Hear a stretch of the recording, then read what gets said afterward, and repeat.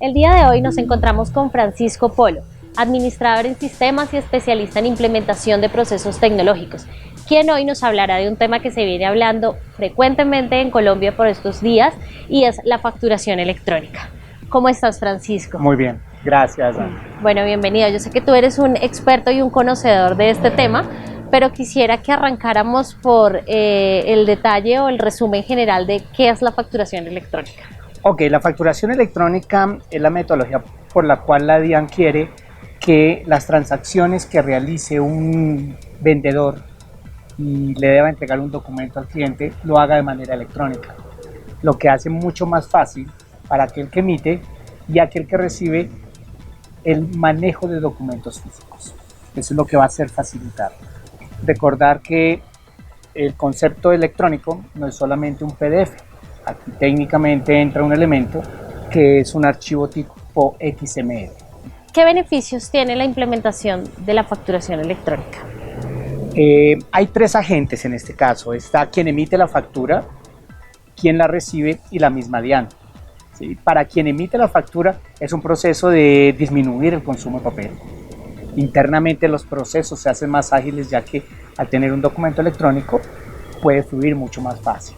Para quien recibe, el tener guardado ese documento de manera electrónica le va a servir encontrarlo a través de su correo electrónico o de los diferentes medios que ofrezcan o que tengan los sistemas de administración de facturas electrónicas.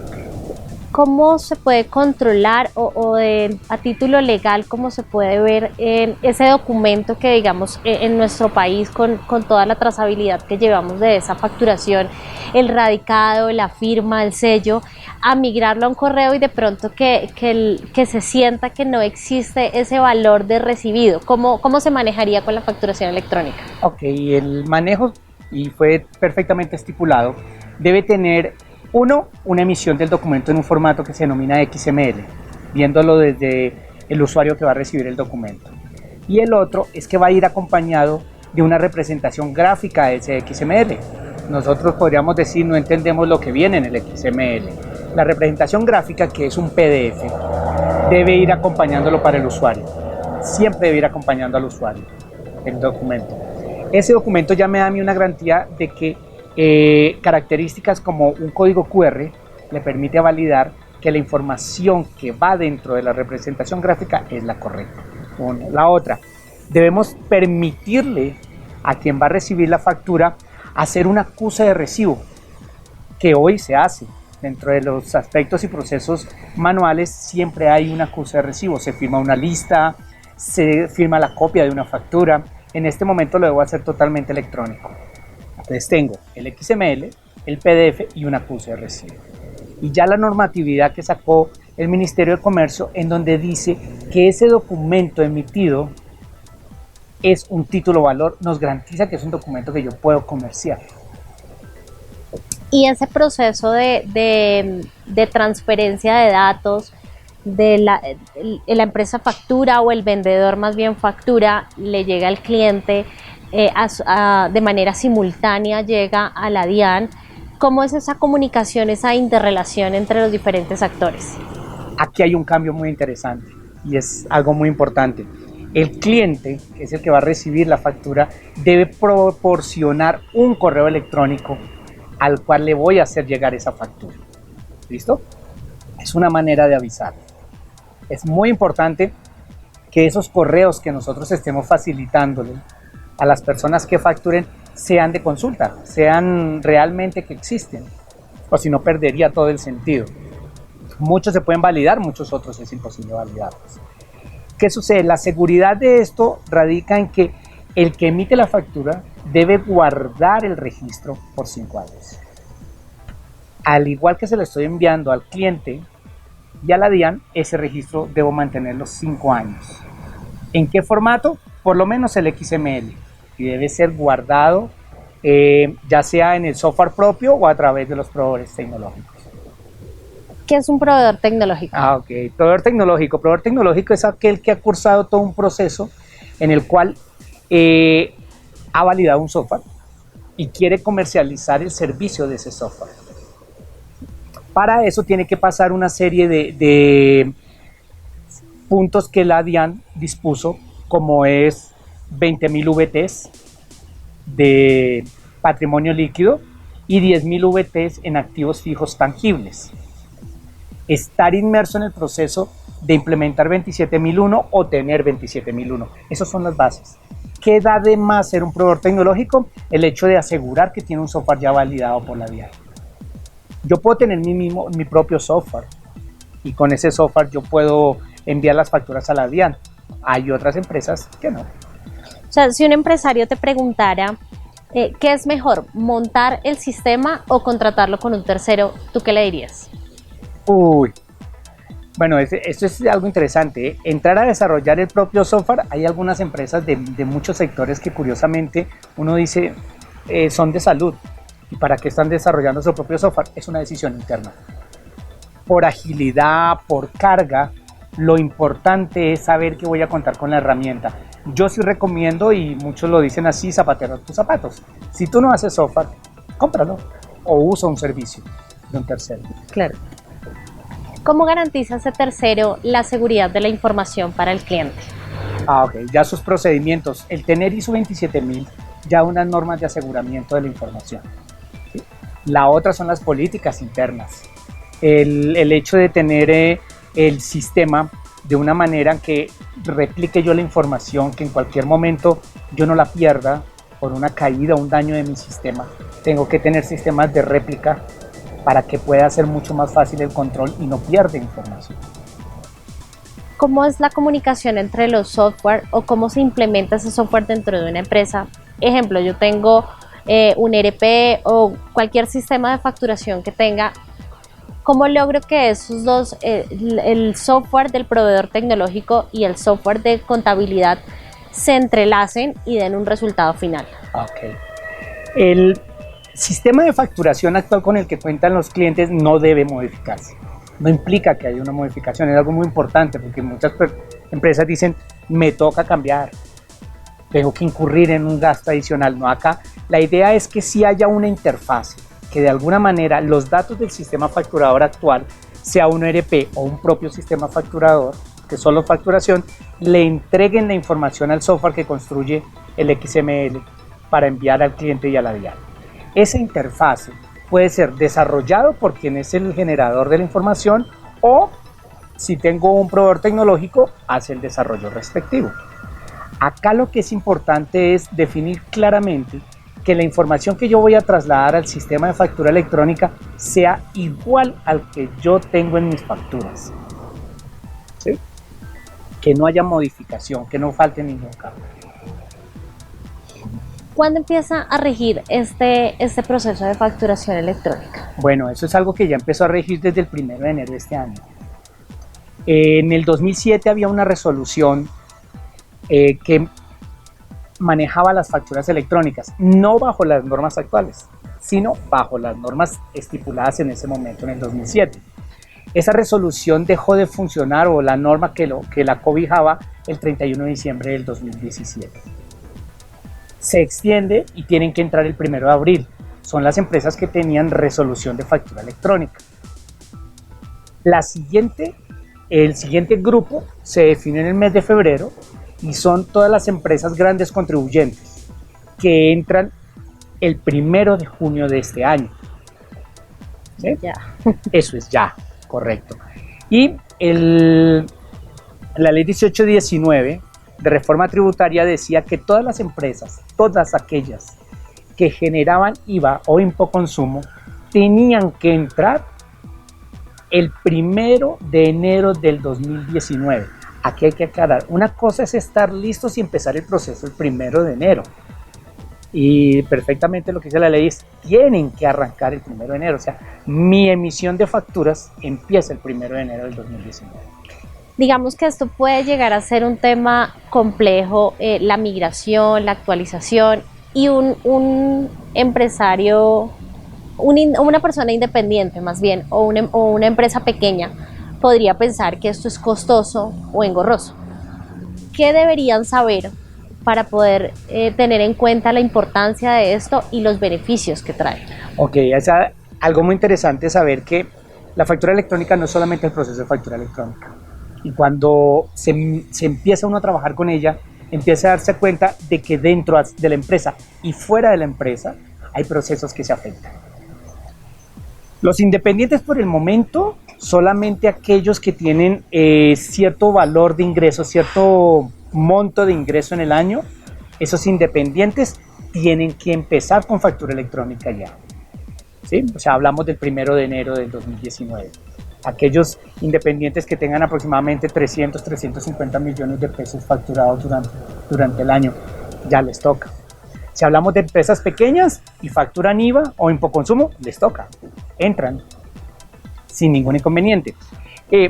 Esas empresas engorroso y costoso, miren, muchas empresas pequeñas no han medido cuánto vale hoy emitir una factura. Y estudios han dicho que la emisión de una factura hasta entregarla al cliente puede llegar a costar 15.000, 8.000, 7.000, 6.000. Pongámosle un valor que está dentro de esos rangos, se han visto. Hay empresas que dicen a mí me cuesta 1.500, 2.000, 3.000 emitirla, bien, pero sigue costando. Y la recepción, porque hacia adentro yo voy a tener proveedores que me van a emitir facturas. Yo también tengo que tener en cuenta cuánto me cuesta eso. Para una empresa mediana o pequeña, inclusive para independientes, estos procesos siguen siendo más económicos y lo que va a permitir es agilizar su proceso. Muchos dicen, yo no tengo sistema de facturación, yo facturo en talonario. Les toca entrar, porque la resolución lo dice. Te quería preguntar frente a eso, ¿qué pasa si yo soy un facturador electrónico, pero mi cliente no? Entonces, ¿cómo es esa relación y esa comunicación de facturas? Ok, no, simplemente si es mi cliente, yo le envío a través de un correo electrónico la información, ¿sí? A mi cliente. Él puede no ser un facturador electrónico. Lo que me puede decir mi cliente es, en este momento no tengo la capacidad de recibir una factura electrónica. No tengo un correo electrónico o simplemente yo la quiero física. Me lo puede decir mi cliente. ¿Qué sucede? En el momento que ese cliente mío se convierte en facturador electrónico, no me puede obligar a mí a entregársela físicamente. Cuando los dos elementos son facturadores electrónicos, ya no hay físico entre ellos. Okay. Y por ejemplo, cuando es un facturador electrónico y el vendedor factura de manera electrónica y el cliente no, ¿cómo sistemáticamente se entiende ese radicado? Yo se lo doy físico y él la va a ver y va a tener la certeza de que se radicó igual que el vendedor, pero sistemáticamente la comunicación con la DIAN y dentro del proceso, ¿cómo se entiende que ya fue radicada? Ok, y el emisor lo tiene que montar, son procesos operativos del emisor. El emisor de alguna manera hace que su cliente registre en algún lado en un documento y yo me tengo que devolver a mi sistema y en mi sistema hacer la radicación de ese documento que me firmó mi cliente. Que tengo que tomar, o sea, es importante, el radicado debe estar como un documento más. Entiendo. Bueno, y si un empresario o una persona independiente que tenga que estar dentro o que esté dentro de ese grupo de personas y sectores que tienen que empezar con su facturación electrónica el 2019, ¿por dónde debería empezar? Bueno, hay una toma de decisión sencilla. Quiero ser facturador electrónico. Quiero entrar a facturar electrónicamente. Muchas de las empresas que quieren hacerlo tienen el temor. A mí, yo todavía no entro, espero que me llamen, espero que me obliguen. Muchos no los van a obligar. Van a llegar las fechas y tienen que estar listos. ¿Qué es lo oportuno? Ser voluntario. El ser voluntario con un sistema de factura electrónica, tengo que mirar mi volumen de facturas, tengo que mirar que tengo que avisarle a mis clientes que voy a ser facturador electrónico. Y ese punto es muy importante porque es mucho impacto. Hay empresas medianas y pequeñas que tienen muchos clientes y no son clientes personas naturales, sino son otras empresas. Yo tengo que decirles a ellos, es importante que sepan que vamos a ser facturadores electrónicos. Por un lado. El sistema, ahí toca analizar cómo factura. Con un sistema de facturación manual, factura con Excel, tengo un ERP o un sistema contable con el cual facturo. Tengo que hablar con ellos, si me voy a meter en factura electrónica, tengo que mirar cuál es la mejor opción. Si no lo voy a hacer yo, no voy a ir con un proveedor tecnológico. ¿Cómo es el proveedor tecnológico? Puede conectarse con ese sistema ERP o puede reemplazar mi talonario por una aplicación que me permita hacerlo manual. Eso es lo principal. ¿Es una decisión? Sí. Es importante que tanto los proveedores tecnológicos le apoyen en esa toma de decisión, porque pueden confundir más al cliente. El proveedor tecnológico, no solamente en términos de tener la potestad frente a la DIAN para poder ser el mediador, brinda ese sistema para que puedan facturar y reemplazar si lo maneja en un talonario o lo maneja en un Excel. Debería, correcto. Tiene que tener la habilidad, la verdad, porque nosotros nos encontramos que hay empresas grandes, ¿sí? Que son grandes contribuyentes que facturan en Excel, porque su volumen no es muy grande. Entonces tengo que ofrecerle a una empresa grande, sin importar que sea también una pequeña, una herramienta que lo permita. Debería, como tal, un proveedor tecnológico. Bueno, y por último, Colombia viene hablando de facturación electrónica desde hace ya muchos años. ¿Qué pasa si un empresario o una empresa o una persona independiente, bueno, no empieza a facturar el 1 de enero del 2019 de manera electrónica? Bueno, las sanciones están escritas. Aquel que no incurre en las sanciones que están en el estatuto tributario, ¿sí? Las normas ya existen. Es como si yo incurro en facturar de manera errada, las multas existen. Un ejemplo, me pueden no permitir facturar un día o una semana. Y las empresas de aquí viven de poder facturar. Claro. Entonces, sí. Eso es lo más duro. Una última pregunta. ¿Tú conoces el esquema de facturación de México, que finalmente es la réplica Sí. del esquema que se hace aquí en Colombia? ¿Cómo fue esa implementación en México? ¿Cómo podríamos hacer un paralelo o una comparación de nuestro arranque y cómo va México? Ok, nosotros, va a dar un poco de historia. Uno de los primeros países que arrancó con factura electrónica fue Chile. Y Colombia se basó mucho en el modelo de la forma como íbamos a arrancar. Delante nuestro hay países como Perú y Ecuador. Perú ya nos lleva un año, más o menos, largo, un par de años yo creo, y Ecuador sí ya nos lleva más de 4 o 5 años. Que esos ejemplos no son lo mejor para ver, y tienen mucho en el modelo chileno. Sí. El modelo colombiano inicialmente se basó en que nosotros emitíamos una factura, la DIAN la recibía, hacía mínimas validaciones, ¿sí?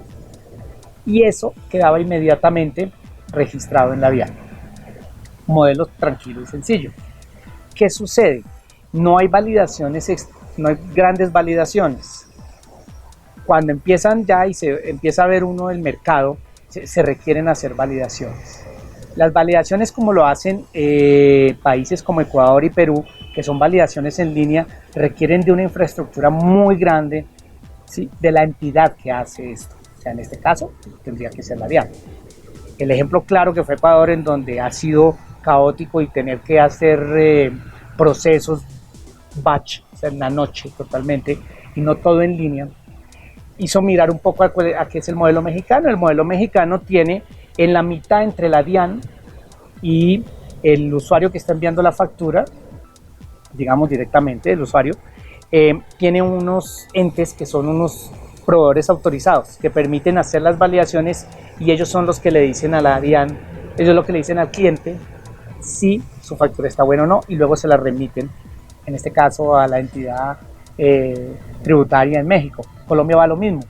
Nosotros asumimos el modelo mexicano. O sea que, perdón, te interrumpí. En este modelo mexicano, en este modelo que se adopta de México, ¿qué pasa cuando hay cambios en la factura porque se generó mal, porque hubo un error humano, por la razón que sea, hay una falla en la factura y hay que modificarse? No, el procedimiento está tanto en este modelo como en cualquiera. Cuando emites una factura, tú debes hacer una reversión de ella. La única forma, a través de una nota crédito. Si cometiste un error en el nombre, en los valores, en los descriptores que van, los ítems, debes hacer una nota a crédito. Eso es muy importante. Gracias por traerlo a colación. Tienes que hacer una nota a crédito. O sea Hoy que no se le avisa, ahora sí se le avisa. eso te iba a decir, en ese proceso la DIAN va a tener toda la trazabilidad de esas modificaciones, cambios y Sí. retrocesos o ajustes que se hacen a las facturaciones. Correcto, hay tanto la factura, si la deseo anular, entre comillas, debo tener una nota a crédito que esté relacionada con esa factura a la cual estoy haciendo esto. Y terminando la pregunta que me hiciste, el modelo colombiano, que es basándose en el modelo mexicano, está más o menos para que en el 2020 tengamos nosotros unos proveedores autorizados que hagan más validaciones que las que hoy está haciendo la DIAN y que tenga la capacidad de esos proveedores autorizados de recibir el promedio que se espera en Colombia, que son unas 30 millones de facturas a la semana. Ok, bueno, Francisco, muchas gracias por resolvernos esas dudas y por compartir este espacio con nosotros. No, con mucho gusto. Bueno, muchas gracias por igual ustedes permitirnos este espacio y nos vemos en una próxima oportunidad. A todos nuestros seguidores y a los que tengan dudas sobre los beneficios, los procesos y la implementación de la facturación electrónica, nos pueden escribir al correo colombia@plataforma.com.co.